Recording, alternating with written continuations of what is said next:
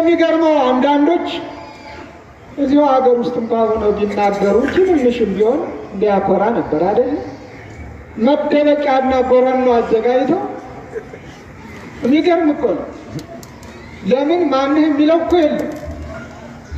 በሱ ብለን ምንድን ነው የልጆች ጨዋታ ሁልጊዜ ትዝ ይለኛል።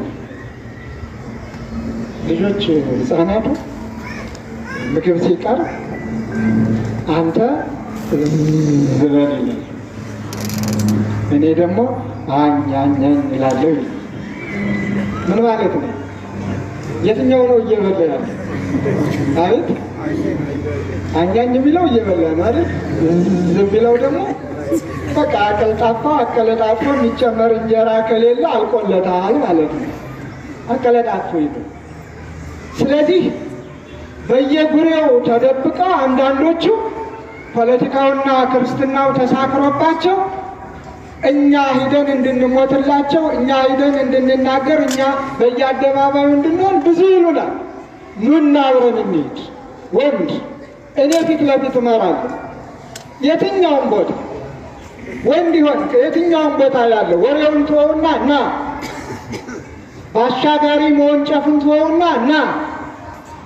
ሰማለሁ አንዳንዱ ጸርቅ ባይ ይነግሩኛል። አባ አብርሃም ምናምን ወደድክም ጠላህም አባ አብርሃም ያለው አገሩ ላይ ነው፣ ቢናገርም አገሩ ላይ ነው። ለዚያውም በሚፈለገው ፊት ነው።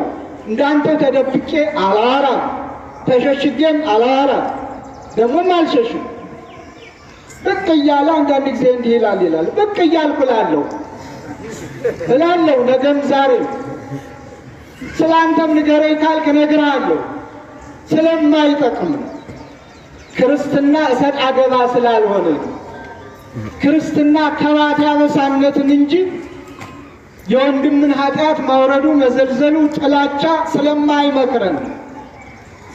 ስለዚህ ክርስትና ከሆነ ክርስትና የሰማዕታቱ ሞት ያሳዘነ፣ የሰማዕታቱ ግፍ መቀበል ያሳዘነ ያስጨነቀ ናና በእኔ መሪነት ከተፈለገው ቦታ ሂደን እኛም ሰማዕትነት አይለፈን ብለን የመጨረሻውን ጽዋ ተቀዳጅተን እንሂድ። ወሬ ነው፣ ትርጉምም የለውም። ደግሞ እያንዳንዱ በራሱ ሀገረ ስብከት ነው ኃላፊነቱን የሚወጣው። አንድ ሰው ምንደኛ የሚባለው ኃላፊነቱን ዘነጋ የሚባለው ሞት ፈርቶ ሸሽቶ ሀገረ ስብከቱን ጥሎ ሲሄድ ብቻ ነው።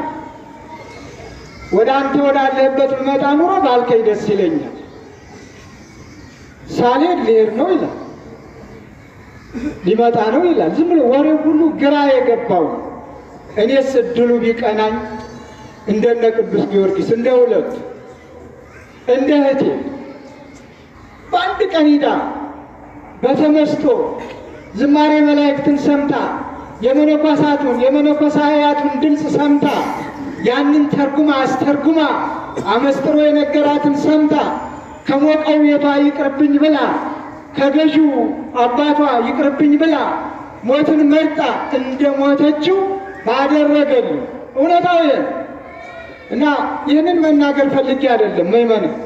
ብዙ ምዕመናን ጨዋታውን ያደሩታል። አንዳንዶች የዋህ ያ ገበያ ነው፣ ገበያውን አድሩለት፣ እንጀራ ይብላ፣ በምን ይብላ፣ እኛን ካላማ እኛን ካላማ ወሬ ስራ እስከሆነ ድረስ ያግኙ፣ በዚህ እኛ ችግር የለብንም። ግን የብዙ ክርስቲያኖች ልብ ደግሞ መሰበር የለበት፣ የብዙ ክርስቲያኖች ልብ ደግሞ መሸራረፍ የለበትም። ስለዚህ አባቶቻችን መከራ መቀበል እንዳይመረጡት ከማን ጋር? ከህዝባቸው ጋር ሆነው ሩቅ ሆነው በማውራት አይደለም፣ በወንጭፍ አይደለም፣ ዘመን ባመጣው ወሬ አይደለም።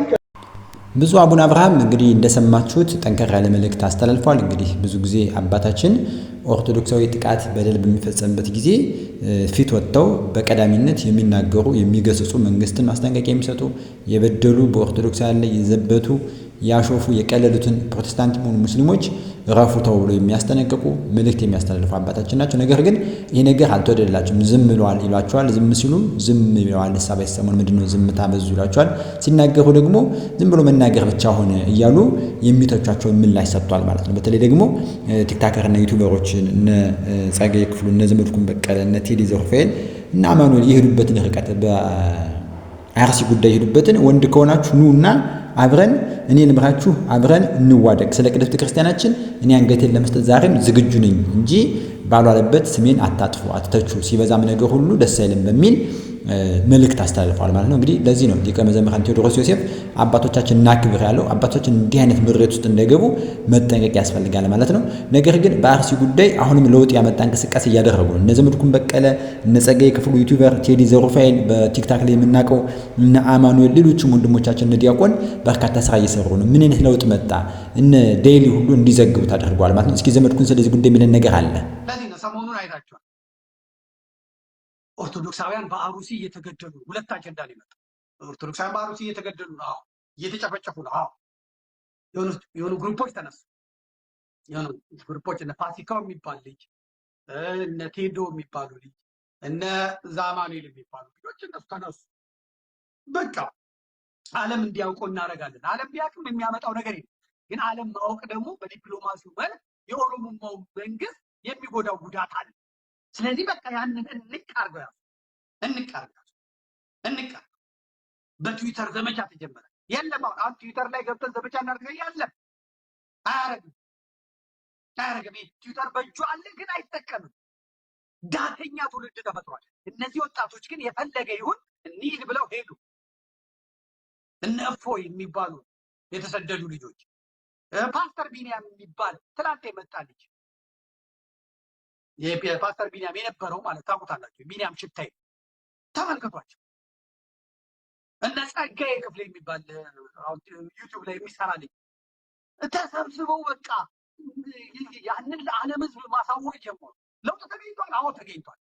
አያችሁ፣ በትዊተር በምናምን እንቃርገው በመያዛቸው ግግም ብለው በመያዛቸው አጀንዳ ባለመቀየራቸው ቢያንስ የሆኑ ሴናተሮች ጉዳዩን ያወሩ፣ ቢያንስ የዓለም የክርስቲያኖች ህብረት ጄኔቫ ያለው መግለጫ ወጣ፣ ቢያንስ የህንድ ኦርቶዶክስ ቤተክርስቲያን መግለጫ ወጣች፣ ቢያንስ የአርመን ቤተክርስቲያን መግለጫ ወጣች፣ ቢያንስ የግብፃውያን የቤተክርስቲያን ወንድሞችና እህቶች በቲክቶክን በምንም መግለጫ ወጡ፣ ቢያንስ የሆላንድ ያለ የፓርላማ አባል ጉዳዩን ወደ አደባባይ ያመጣው። ምክንያቱም ታክስ ስለተደረጉ ቲክቶክ ላይ ትዊተር ላይ በደንብ ስለተሰራ ዜናው ቪዲዮ እንዲሰራጭ ስለተደረገ ይሄ ነገር የእኛ ሲኖዶስ የካዳቸውን የፕሮቴስታንት ቄሱ እነ ታጋይ እሷን ኢቫንጀሊካል ሆኗል። የሞርሞን ቤተክርስቲያን አባል ሆኗል።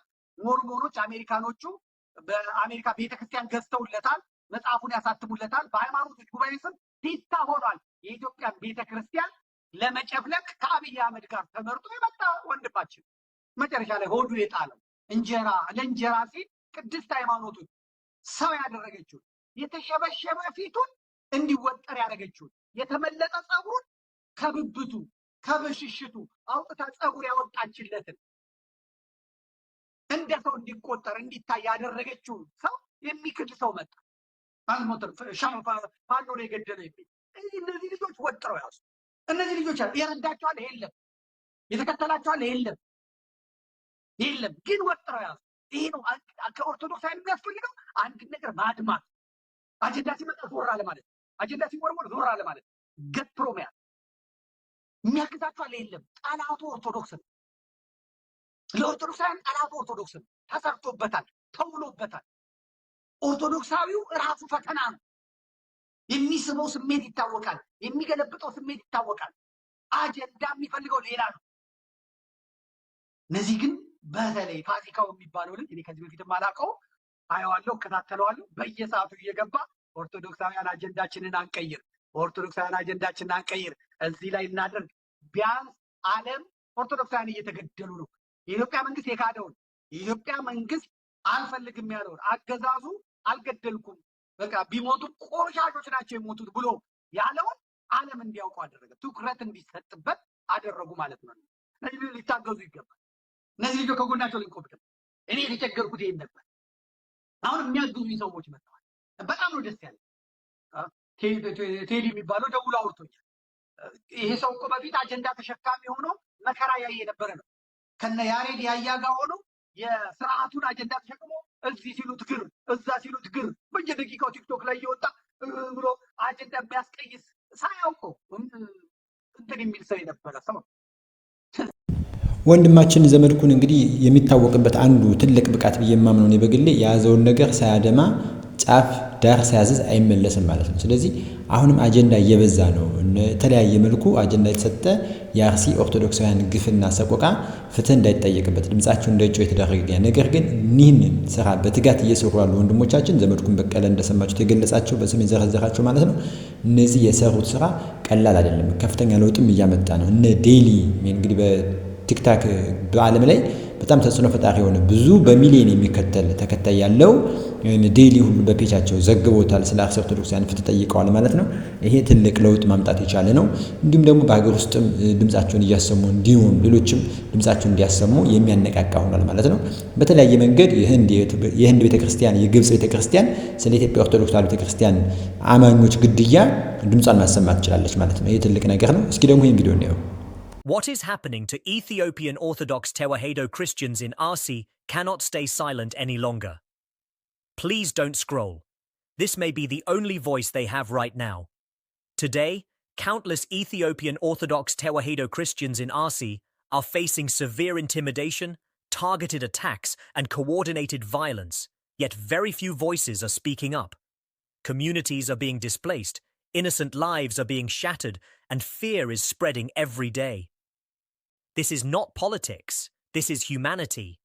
When people are attacked because of their identity, faith, or ethnicity, the world must not sit in silence.